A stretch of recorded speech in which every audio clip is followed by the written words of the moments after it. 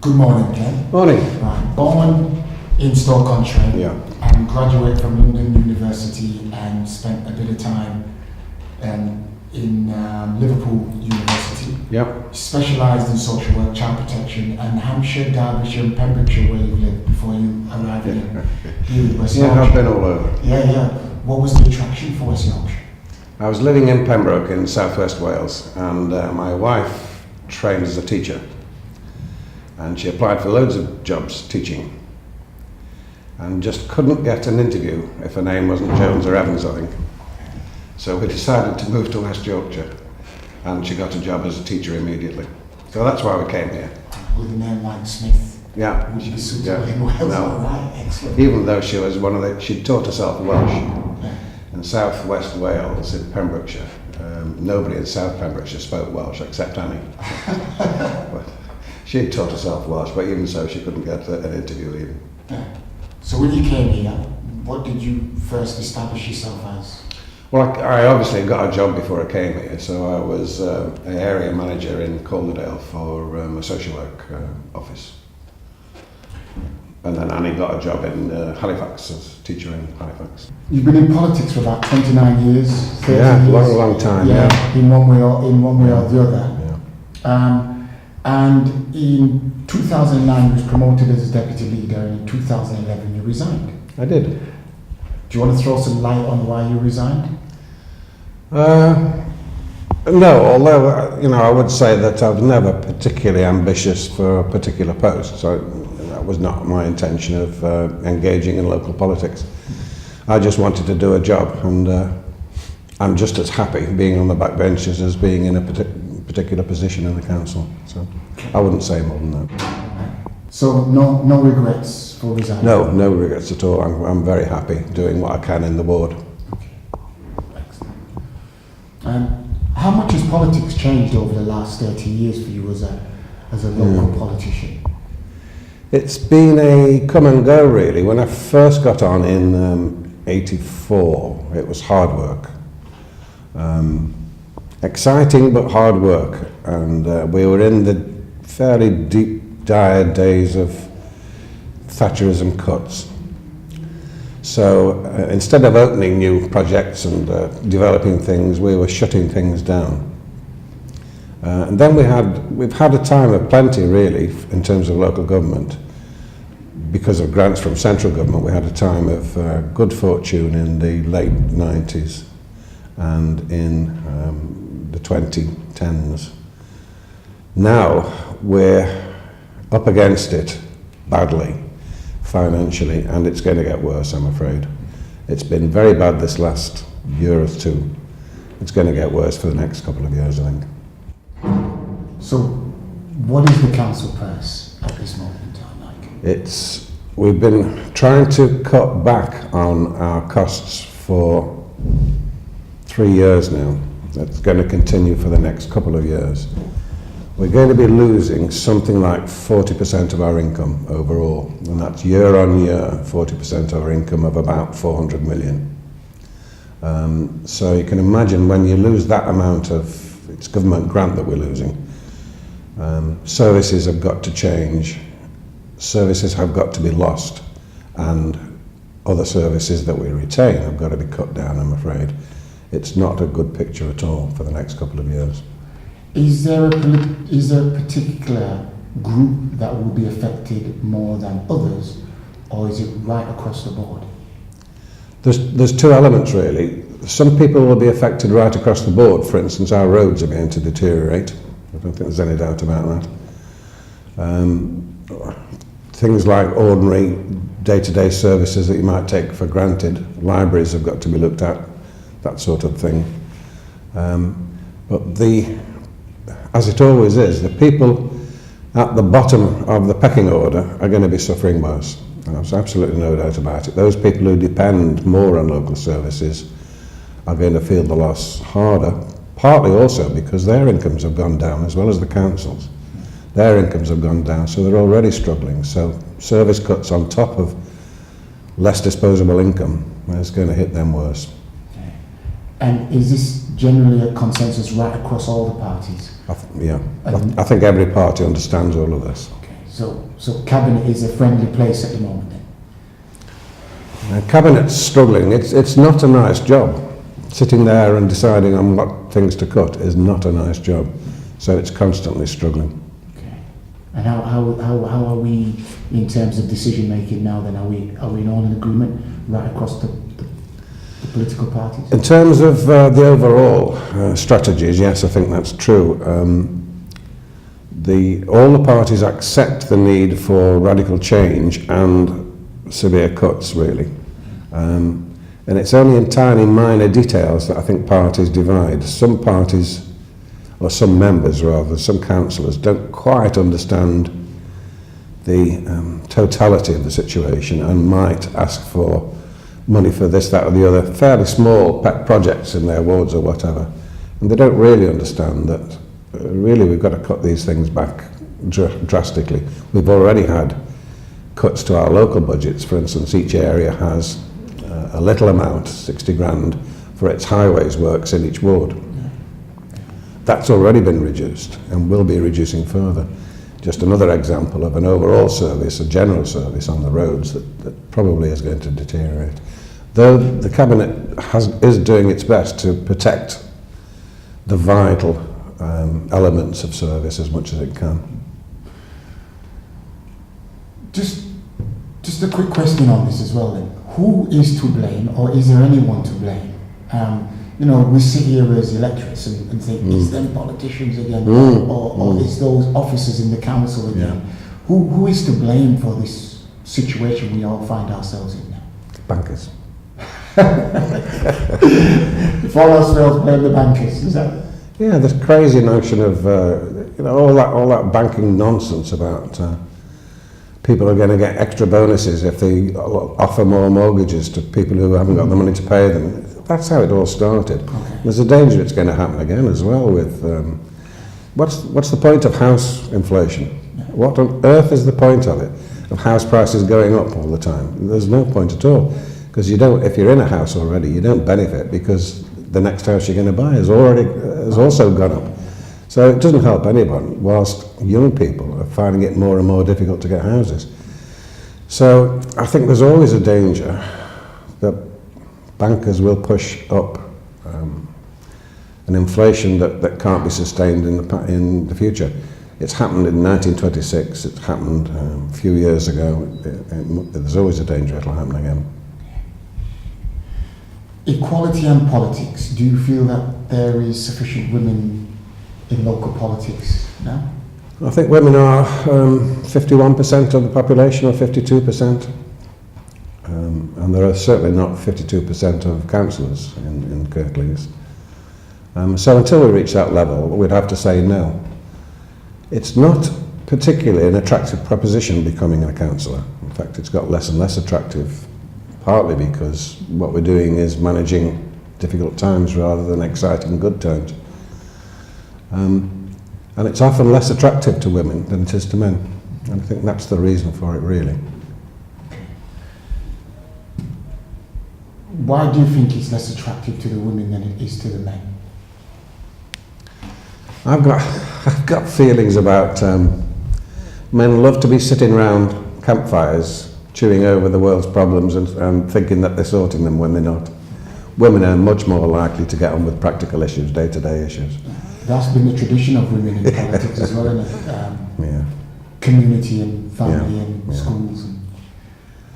I mean, I got into this because I thought, well, I can't complain about something without doing something about it. But I did so with the help of my wife, with the support and help of my wife. And I'm not sure that women are quite in the same way pushed to the fore as men can be in that way. Well, I know Annie was a very firebrand of a woman. She was indeed. She did change a lot of things, particularly around... She was a very mild-natured, sweet little thing when I first knew her, but she changed. I did have one or two runners with her, but there was always a healthy respect with me and Annie. She told you exactly what she thought at the time. And and Annie and Ken Smith was a formidable partnership. Well, you still cracked on with it, don't you? There's never been an African descent councillor in Kirklees. What's your views on that? The one that we should have had for many years, and we lost, and he's a great loss to us, was Stanley Innes, a massive person in his own community and in the ward. And we had Stanley stand a couple of times, more than a couple of times in my ward. Didn't quite get in. I think members from the African community have largely not been as engaged in local politics as other parts of the community. And it is a great loss.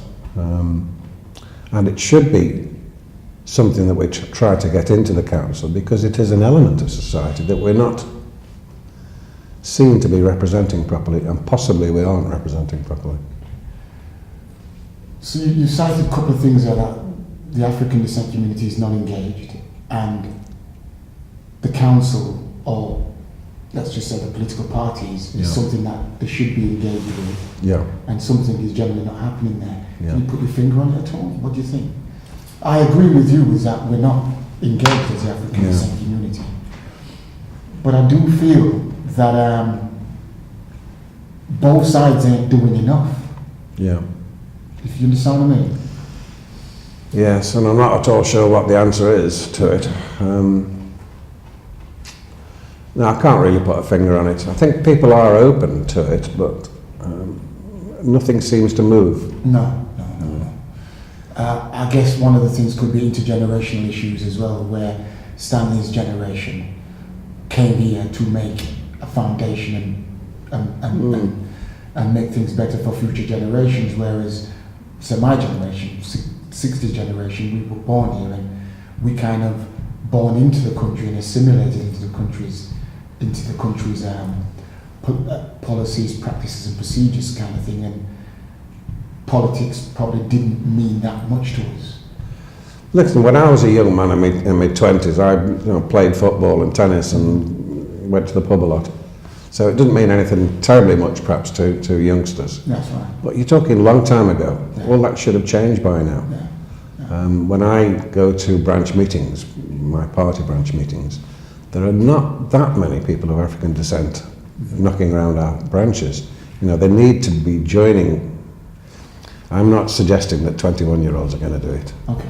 But when you be getting to late 20s and early 30s, that's when people tend to more understand the need for politics and local politics.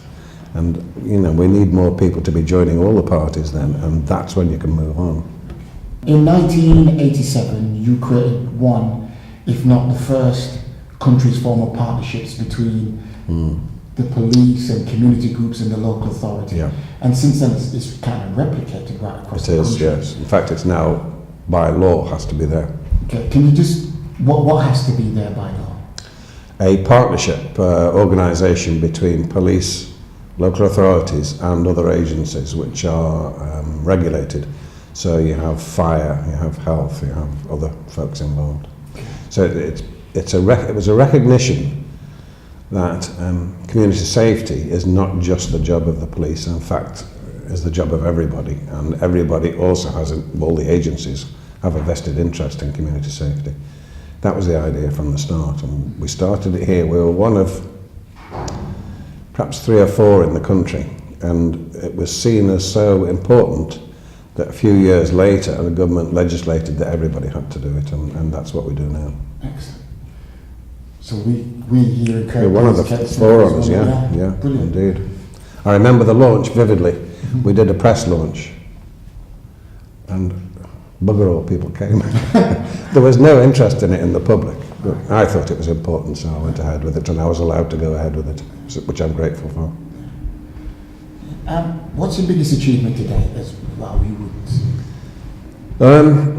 There are so many. That was one of them. There were things like in the past achievement of a particular protected status for the older part of Birkby in North Huddersfield, which was deteriorating badly, and we got a status which allowed us to get government money to improve both the houses and the street scene there, and getting back roads done and getting stone cleaning done, and we improved the place. It was sort of Edwardian, Victorian, fairly well-off place when it was built, I think, although it was workers' houses and managers' houses and that sort of thing all together. And it had deteriorated badly and was still going down the neck. And pulling in this money raised it again back to where it would have been in the perhaps 30s. And that was a significant change for me. After that, possibly my engagement in the Bracken Hall redevelopment, which was, I came in fairly late, a couple of years into the concept, though I had been involved in the previous organisations which were moving in that direction. But that was a major risk to us. It was a housing estate of something like 650 houses, only perhaps a third of them being used because the area had such a bad reputation that people weren't ready to move there, and had a bad reputation for crime and antisocial behaviour. And we took a huge political risk in completely redesigning the estate. We'd tried other things before. We'd tried investing in the houses, improving the houses. Nothing seemed to fully work. And so we moved into a situation where we did a deal with the council that if we removed almost all of the houses and rebuilt new houses for sale, largely, we could keep the profit of, or half the profit of that in the local area. What's your biggest challenge today? Coping with less money particularly for the ward, which is one of the more deprived. Well, it's a strange ward because areas of it is one of the more deprived areas in Kirklees, and yet it's also got the richest area in Kirklees. So it's a very peculiar ward. Makes it more interesting because you're dealing with the very well off and the very poor. And the greatest challenge, I think, is in this time of squeeze, is coping with the worst elements of that for those who are struggling already. Your work with the West Yorkshire Crime Panel. Yeah. You seem to have been involved with that for quite some time. Yeah, I've been involved with the police authority since 1986, and the police authority was, I think, quite wrongly abolished last year and replaced with this single-person crime commissioner, police and crime commissioner. And the government were persuaded, rather than to allow one single person to be the local connection between the people and the police, to also have a panel overseeing the commissioner's work. The idea of it being that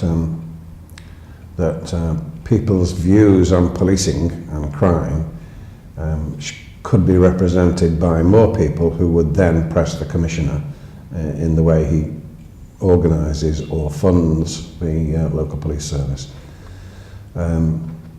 It's difficult. We're still working out how to do it, quite honestly. We do meet regularly. In fact, I'm going there on Friday again for another meeting. And I can't say that we've been terribly successful at the moment because the way the legislation's framed, the Commissioner has a great deal of latitude in what it can do. And the Police and Crime Panel has relatively little power, apart from the power to ask for information from the Commissioner. So we're still working out best ways of doing it here and in the rest of the country. It's not terribly effective, I wouldn't say yet. So are you optimistic that having a police commissioner will be effective? I No. just have this view, it's too big an area for one person. Yeah. Is that how you... West Yorkshire is a place of 2 million odd people.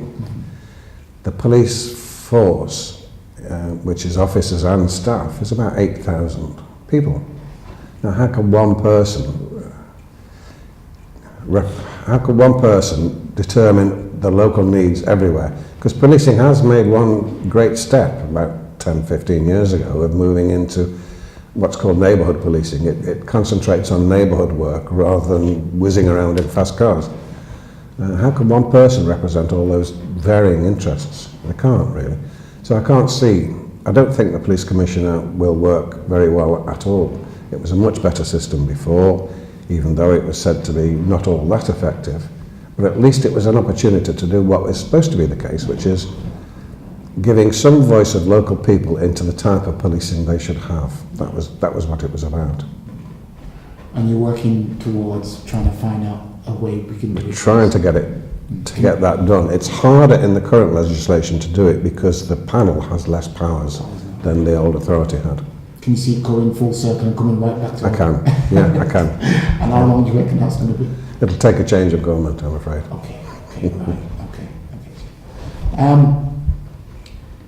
You've been described as a big hitter in one of the political big hitters in Kirklees, and you get enormous amount of presence. I saw you in Bracknell the other day doing some work with the Princess Youth Trust, and you're well known, particularly in the Birkby Fartown wards and everything else.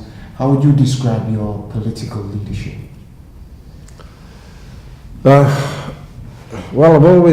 I think I've always been trying to have the ear of the people, and I'm not shy in coming forward and expressing it vigorously, and try to reflect the needs of a very diverse community, and I will push wherever I can to achieve what's possible. I don't try to push for things that are not possible, quite honestly, but I do push to try to get the best. The role as Deputy Mayor, what is the current position in terms of your political status? Well, in the role of Mayor, I have no party political status, really. I'm there to represent the council to the people, basically. Although I try to manipulate it so I'm also representing the people to the council where I can.